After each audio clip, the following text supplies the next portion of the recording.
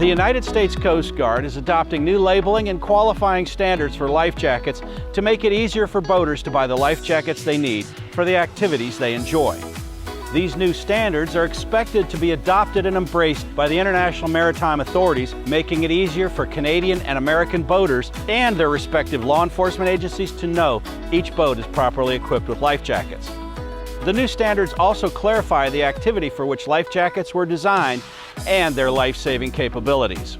Not only will the applications labels change, the U.S. Coast Guard is engaging international safety certification laboratories like UL to develop requirements to certify that the new life jackets are tested to meet the applications for which they're labeled. So UL is one of a few U.S. Coast Guard independent recognized testing laboratories. I personally have been at UL for 21 years, and the purpose for what we do for testing life jackets is to verify its compliance to our safety standards, and those tests include both in-water performance testing as well as mechanical properties testing.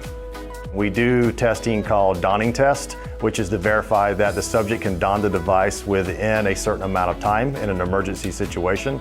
We also verify that when the person dons the life jacket and they enter the water, that the device does stay intact on the person and the device does not injure the person.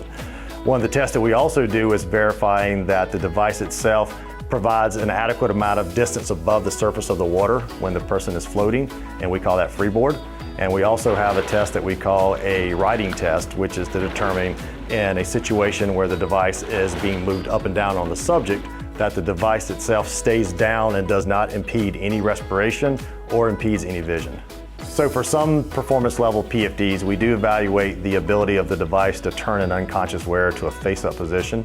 That test requires us to put that subject into a face-down position, and then we determine if that device has the ability to turn that person face-up without any ability of the subject to do that. We do perform mechanical properties tests on life jackets. One of those tests is strength tests that we perform both on the body straps and the zippers of the life jacket as well as the shoulders.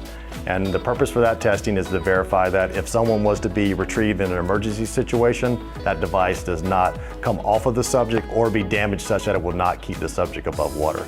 Another test we perform is a buoyancy test. We require that to be submerged underwater for 24 hours, and after that 24-hour period, we then measure the final buoyancy to determine that if it's compliant with the requirements of the standard. Life jackets do not have an expiration date, primarily because it is based on how that device is maintained and stored when it's not being used. We do, however, recommend at the beginning of every boating season, you do take your device out and inspect it for any damage, as well as float into water with the device to verify that it does still maintain its in-water performance. The most important thing about the fit of a life jacket is that first and foremost you try it on, and secondly that it fits you.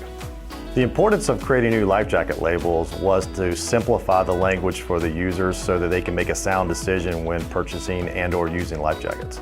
There are numerous changes to the new life jacket labels. The biggest change is the replacement of words with icons. It makes it much easier for the user to read and understand and be able to choose the right device to use in its intended application. In addition to the life jacket labeling, each device is also provided with a hang tag that we classify as a decoder ring that helps the users understand the labeling on the device and the different types of icons. There are a few things you should look for when you're purchasing a life jacket. First and foremost is the size and fit. Second should be the intended use. So are you going to use it for a PWC? Are you using it for water skiing? Or also going to be using it for white water, for an example? Number three would be its water environments. Are you going to be near shore or are you going to be offshore? And finally, you should make sure that the device is U.S. Coast Guard approved and also has a third-party certification mark. Devices with both old and new labels are currently acceptable in the U.S. as long as they are provided with a U.S. Coast Guard approval number. Life jackets only work if you wear them, so we recommend that you always wear your life jacket. If you didn't take anything away from this video, please remember, fit is extremely important and you must always wear your life jacket. Thanks to this international effort, boaters can feel confident in selecting the correct jackets for their activities. Even more important, the new regulations don't make obsolete the life jackets you already own. You can continue to use them for as long as they're serviceable.